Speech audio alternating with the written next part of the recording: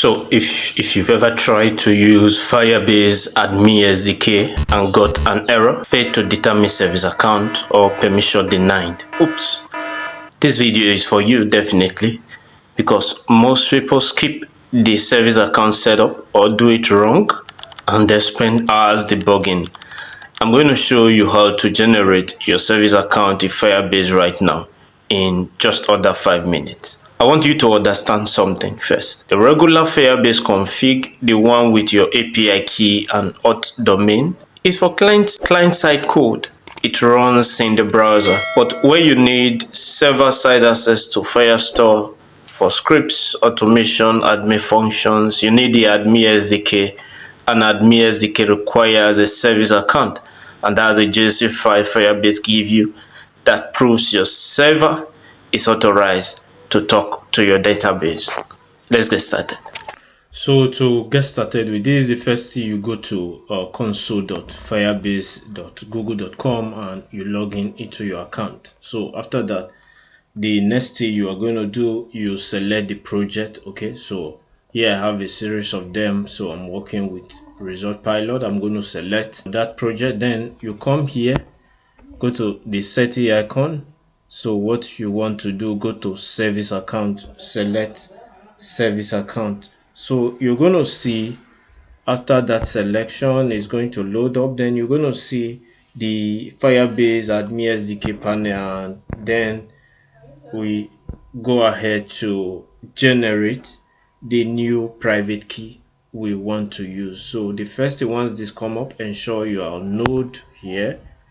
Okay, so select Node, then go ahead to generate the new private key. So just click on generate. So it's going to of course bring this pop-up that your private key, give access to this, keep it confidential. So of course I'm going to tell you how to ensure confidentiality in that. So click on generate and it's going to go ahead to generate your private key.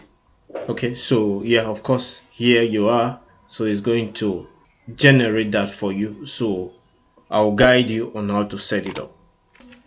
Okay, so you're going to download this. So the next step is open up the folder where you downloaded it, and it's going to have the name is going to be a little weird. So what you want to do now, I want us to rename it to service account.json. So right click on it, click on rename, and we want to change it to service account.json. So we rename it. After that, what we need to do, we need to copy this service account.json file, then we need to insert it into the root of our project.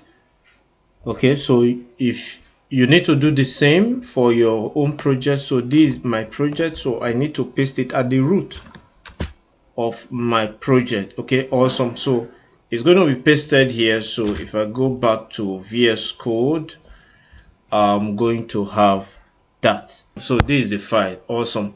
Again, another thing you have to ensure, you must not you must not commit this file in your GitHub. So what we need to do, we need to go to our gitignore file, then we need to add service account.json to our ignore file. So you must not commit this file. If not, it's going to expose.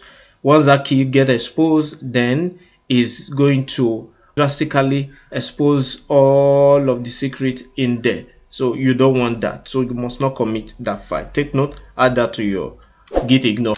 So don't forget the essence of having this service.json. Service account J is to give admin access in our project. Okay, so now that we have imported the service account file, JSON file, I want you to watch the next video on exactly how I will use it to bulk import exam questions into the ResultPilot application. So I'll link that in the description of this video. So I hope this video helped.